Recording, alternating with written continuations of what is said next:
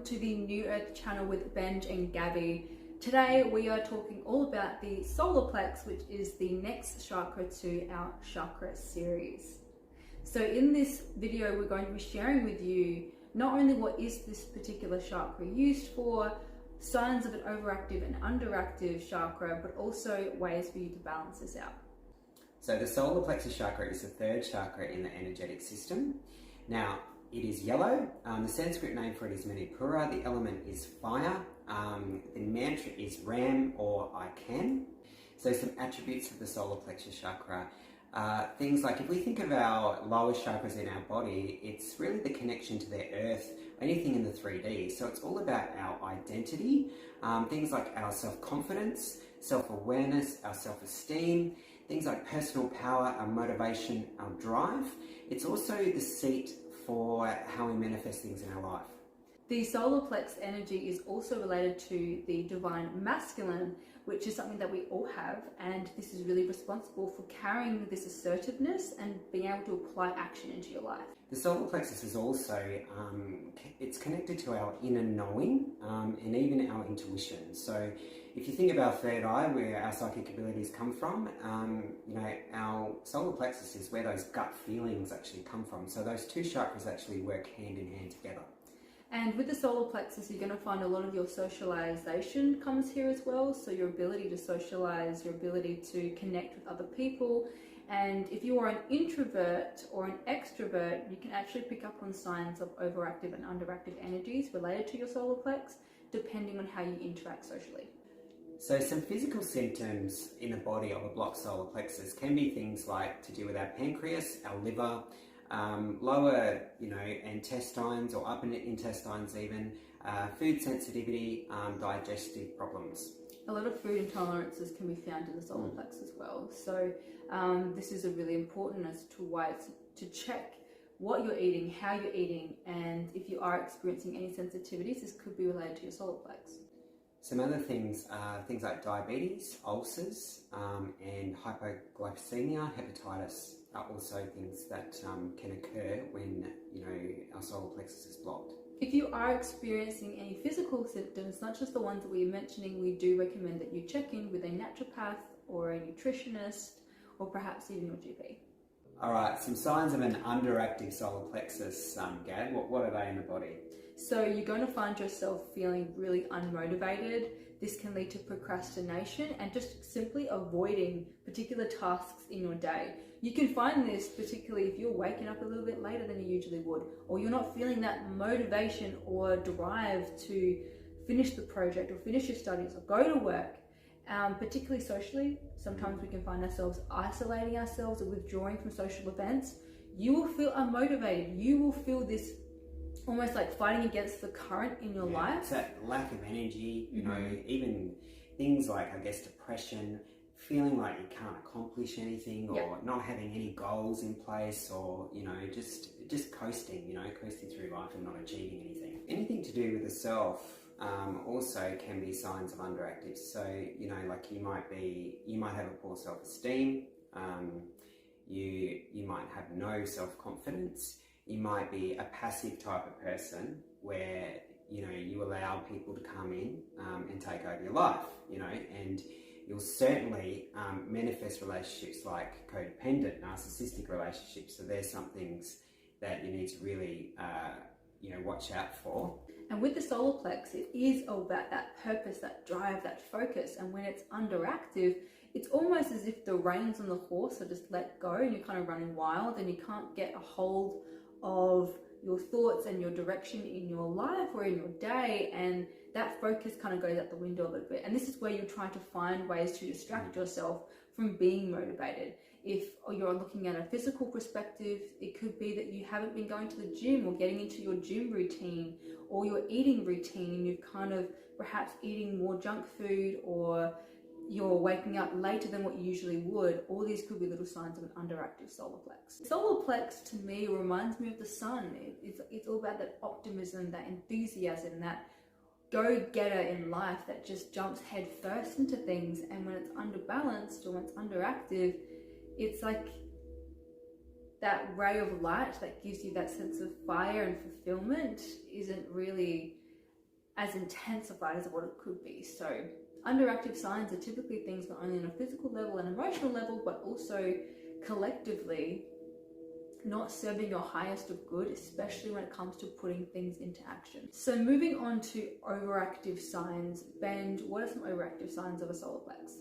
So when our solar plexus is overactive, it can represent things like aggression, feeling like that you need to be right all the time, very competitive. Other things like, controlling or trying to control other people, obsessing over certain things in your life as well. Yeah. If you think of a divine masculine who's all about that leader, that assertive, that area in your life, that essence of your life that takes control, if that is overstimulated, what are you going to get? This intensity that is directed towards a low frequency, which is all about competing with everyone around you, judging everyone around you, comparing yourself to everyone. And you see this a lot in the workplace and in relationships, where people can sometimes take that overactive energy of a solar plex, of an overactive or blocked solar plex, and project it into their workplace. And this could be where conflict can sometimes occur. Okay, so there's many ways to actually balance our solar plexus.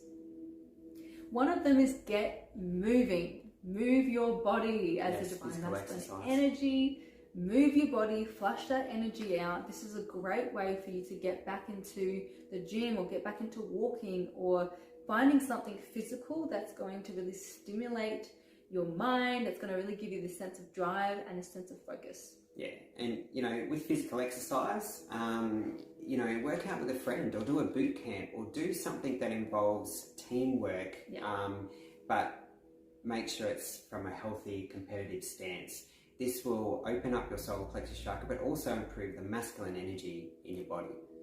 Also, perhaps even starting or getting back into a project or a hobby, bringing your focus back into something productive and setting yourself with little rituals and goals that you can achieve in the day. Whether this may be, you sit with yourself and say, okay, I'm going to get up at 7 a.m. I'm going to do some stretching. I'm going to have a nice wholesome breakfast. I'm going to maybe even meditate, and then I'm going to get to work. Or it could be something as, to unwind, I'm going to read a book before I go to bed. Having some kind of structure or ritual that is going to keep you accountable.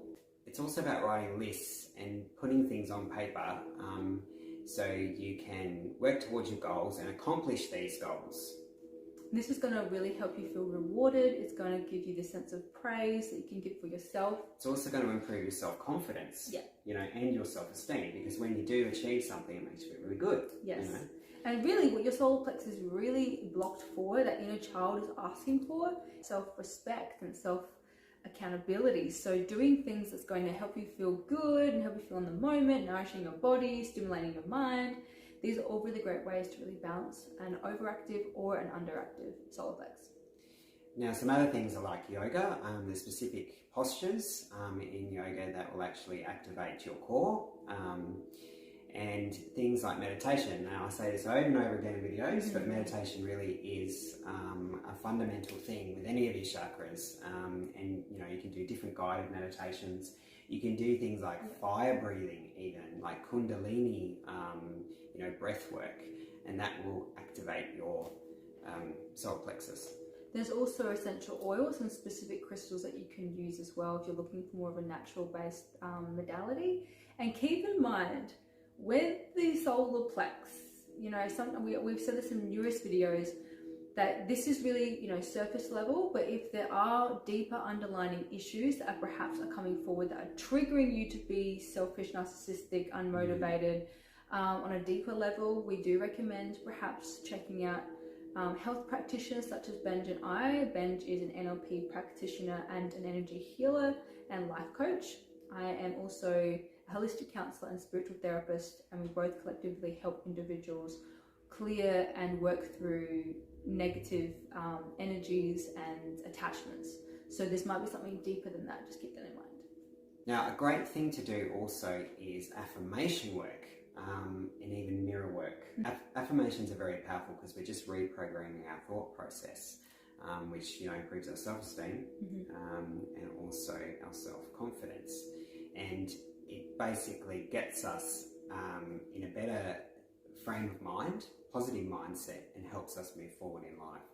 And dancing is a really, really good one for solar plex.